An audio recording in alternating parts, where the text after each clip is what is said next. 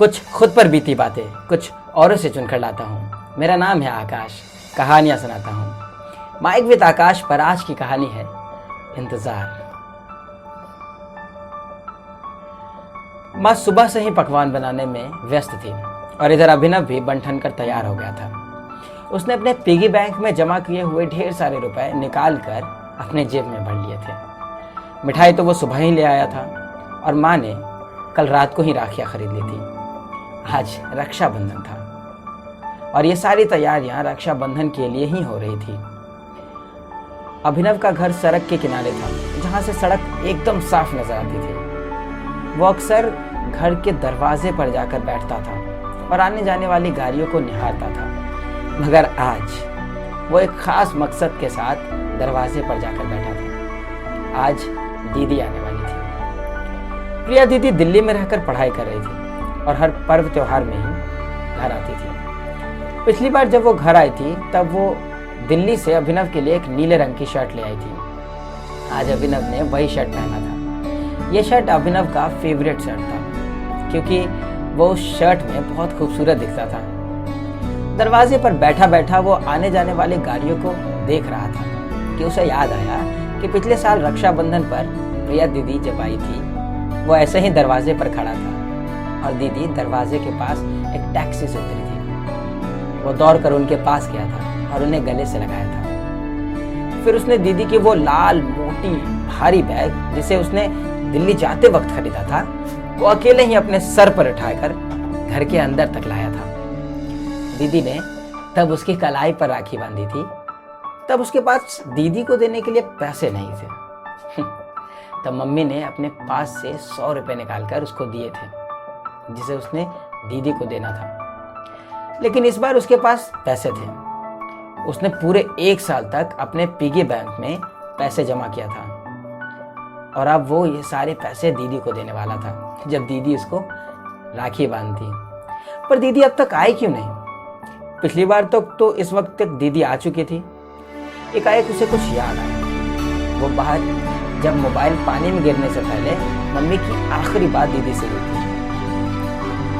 दीदी ने कहा था शायद वो इस साल रक्षाबंधन पर नहीं आ पाएगी क्योंकि हो सकता है इस साल रक्षाबंधन में उसका एग्जाम है। मगर दीदी ने तो ये भी कहा था कि अगर वो नहीं आ पाए तो राखी कुरियर करवा देगी। लेकिन अब तक तो कोई कुरियर वाला भी नहीं आया। हो सकता है दीदी को आने में देर हो रही है, उसकी ट्रेन लेट होगी। हाँ, दीदी आएगी, जरूर आएगी। उसका मन बार बार कर रहा था कि एक बार दीदी से फोन पर बात कर ले और पूछ ले कि दीदी तुम घर कब आ रही हो।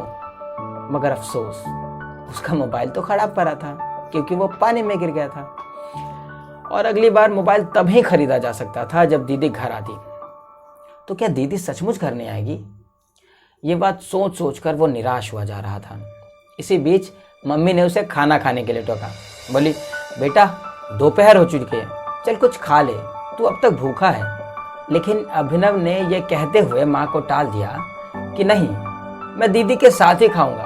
पर अभिनव ने यह कहते हुए माँ को मना कर दिया कि नहीं माँ, मैं दीदी के साथ ही खाऊंगा। वो एक बार फिर से दीदी का इंतजार करने लगा और दरवाजे से अपना सर टिकाकर सड़क पर हो रही गतिविधियों को देखने लगा।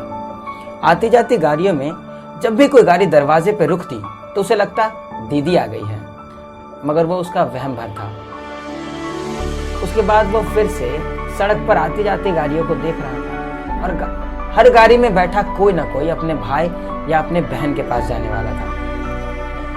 फेरी वाला अपने बचे हुए आखिरी राखियों को बेचने के लिए दर दर जाकर राखी ले लो की आवाज लगा रहा था और सड़क वैसे ही व्यस्त बनी हुई थी। देखते देखते कब शाम ढल गई कुछ पता ही न चला। अभिनव को भी नींद आ गई। वो वैसे ही दरवाजे से सर टिकाकर सो गया। माँ ने उसे गोद में उठाकर उसके कमरे में सुला दिया। वो कमरे में कितनी देर सोया उसे बिल्कुल भी नहीं पता। उसकी नींद तो तब खुली जब माँ दोबारा खाना खाने के लिए उठाने आई। वो हड़बड़ा कर उठा और बोला, दीदी आ गई क्या? माँ ने बड़ी निराशा से कहा, नहीं अभी तक तो नहीं। वो फिर उदासी से गिर गया और पेट के बल लेट गया।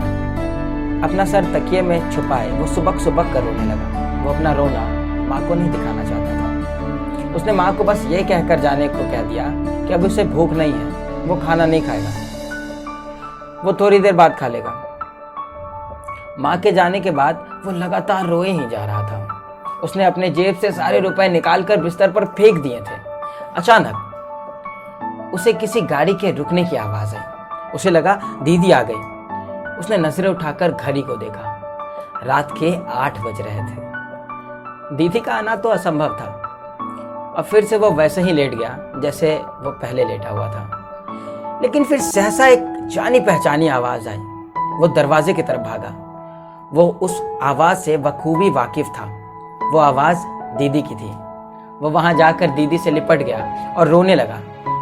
इस बार उसने अपने आंसुओं को छुपाने की बड़ी कोशिश की, मगर इस बार उसके आंसुओं ने उसकी एक न सुनी और अपने मगन में बहने लगी। दीदी ने उसे भी जोर से गले लगा लिया और कहा, माफ कर दे अभिनव, आज मेरा आखिरी एग्जाम था, इसी कारण देरी हो गई। इतने में माँ पीछे से आवाज लगाती हुई आई, देर आए दुरुस्त आए, अब जल्दी से अपने भाई को राखी बांध दे, सुबह से उसने कुछ नहीं खाया है। उसने कहा, दीदी ने भी तो कुछ नहीं खाया होगा।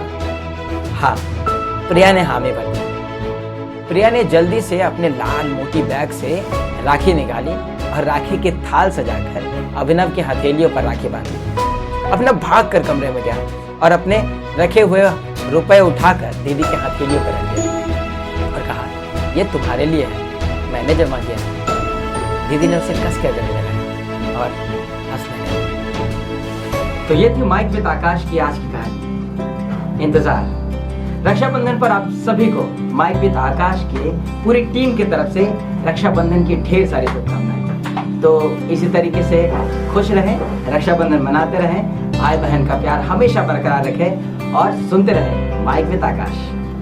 Thank you.